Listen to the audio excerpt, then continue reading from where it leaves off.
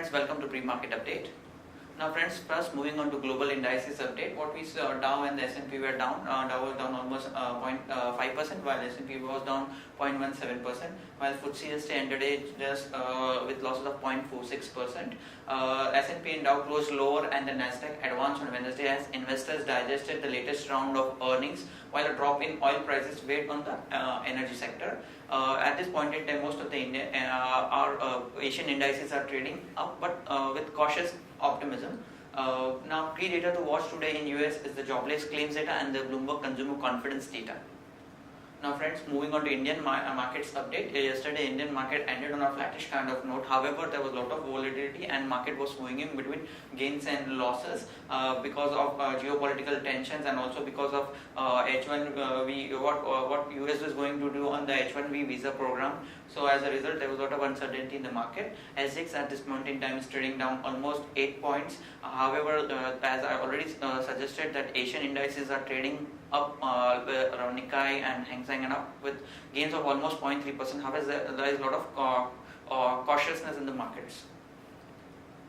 Now moving on to ADR data and FII and mutual fund activity. At this point in yesterday, Infosys closed around at $14.34 and loss of 0.5%.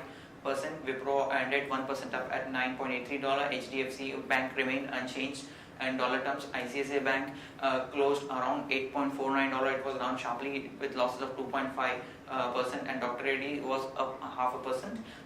And now moving on to FII data. FIIs were sellers to the tune of almost 673 crore in the cash segment, where DIs were buyers to the tune of almost 525 crore. Now friends, moving on to ideas for the day. First long idea for the day is Jai Bharat Maruti. It came out with a strong set of numbers. Net profit jumped almost 72% and came at 20.8 crore, and income also jumped 41% at 550 crore. This is a very strong set of numbers.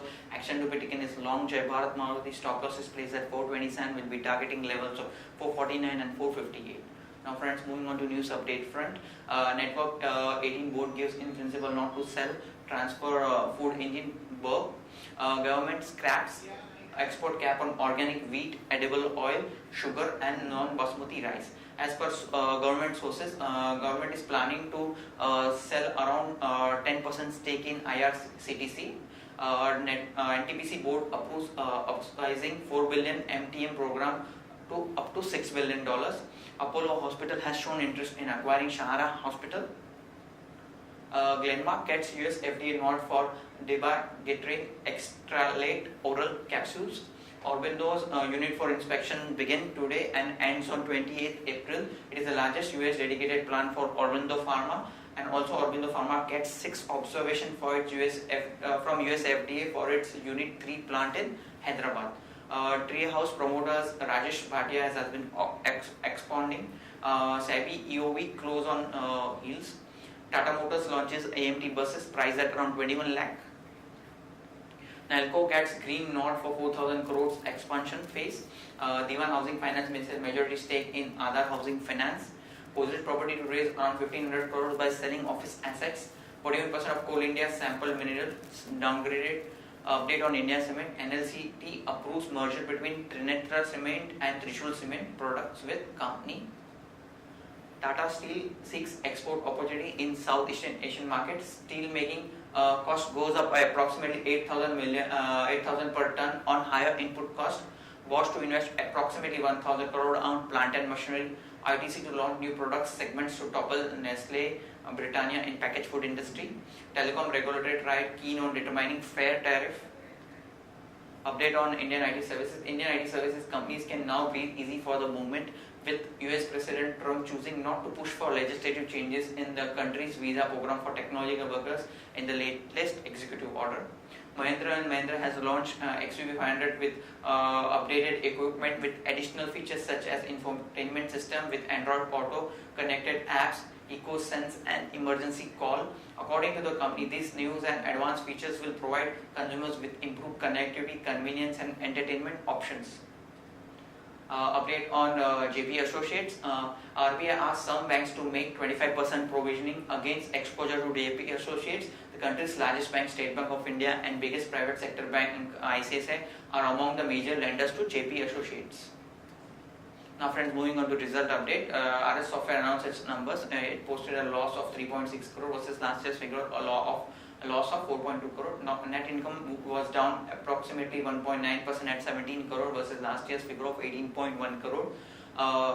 Update on Yes Bank, asset quality surprises negatively. Yes Bank's Q4 NIM came at 1640 crores versus it's up almost 32% YoY basis.